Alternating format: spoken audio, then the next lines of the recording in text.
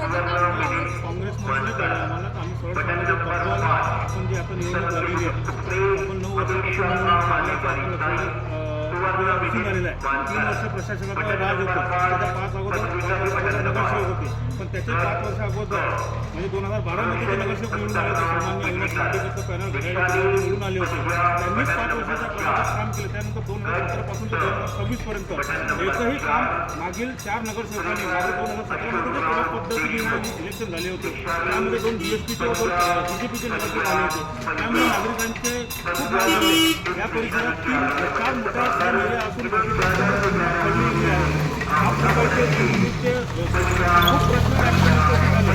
नगरसेवक म्हणून गेल्या 9 वर्षापासून नाही तर गेल्या 14 वर्षापासून आम्ही बघितलं सुद्धा नाही. म्हणून यावेळेला आम्ही सर्व म्हणू की बा जो जनतेतनी माणूस म्हणून राबणारा असा ज्याचा सर्वात जास्त दांडगा जनसंपर्क असेल, माणुसकी असेल व काम खेचून महानगरपालिका प्रशासनाकडून ज्या माणसामध्ये काम खेचून आणण्याची ताकद असेल, अशा स्वच्छ पॅनलला मिळून यासाठी आम्ही कटिबद्ध आहोत.